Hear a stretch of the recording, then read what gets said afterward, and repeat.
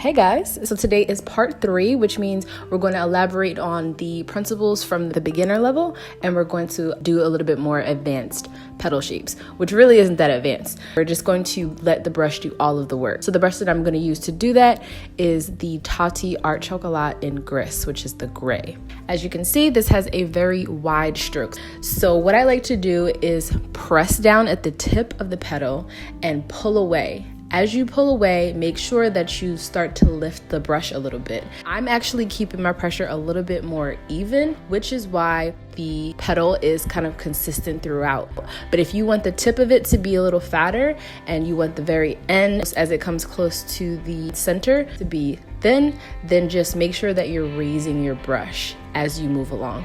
And I'll show you guys that in a little bit more detail in future videos. I've also dipped my brush into a white and then quickly dipped it into a black, which is why you guys are seeing the variation in color and some gray tones in between. You could use a plain white, however, I'm gonna go around the flower with a second layer. So I really wanna put down some depth first so that the top layer really pops. And if you cover the yellow center, that's fine. You can go in with any type of pointed brush and clean up. It's also fine if you take off like the ends of the petals.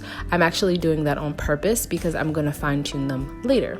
So if you're not able to master the brush stroke where you kind of gradate from thick to thin, then I'll show you how to correct it. I'm going to create even more depth before I do that second layer by putting down a milky white. And this is pretty sheer. If you don't have this, you absolutely don't need it. You can just use a clear. It's gonna create the same effect. So after I've dried that layer, then I'll go back in to do the second round of petals, making sure that I fill in a brick pattern so that you're filling in the center between two previous petals. And this time I'm using the white at its fullest. So now the layer that's on top is gonna be really bright, and the first round of petals that we drew are gonna sink into the background a little bit, and it's really going to create a nice depth. Now again, this part is also optional. If at any point you guys don't feel comfortable enough with your skills or it's just not coming out the way you wanted to, feel free to just adopt parts of this tutorial and do them on a beginner level. You don't have to graduate sooner than you think you can. The reason I would consider this look more moderate is because it's adopting little tips and tricks to create more depth, which is going to make your nail art look more advanced. It's going to make it look more intricate and like it takes a lot more time than it probably does. So to add even more depth, I'm going to go into the center of the flower and just create little speckles, a camel, and a dark brown color. And you can just dot these in and leave it like that, or you can take a stippling brush or a sponge and kind of diffuse those dots so that they look more shadowy.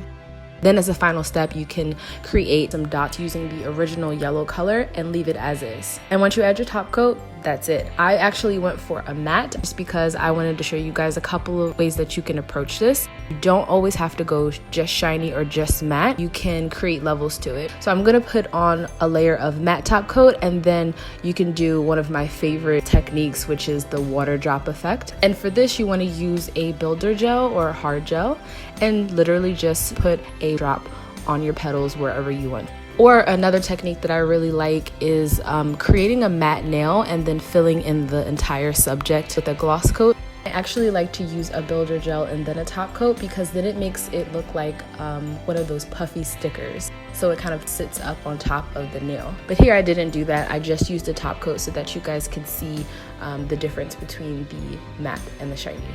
So that is it, guys. I hope that you really like this video, and I hope that you're ready to do more daisies in the next tutorial. If you guys have any questions, of course, leave them in the comments if there's anything I missed or if there's something that you really want me to explain. And all of the brushes that I've used in this video will be in the description box. If I haven't listed the colors, it is intentional. I want you guys to focus on your tools. I'll see you next week.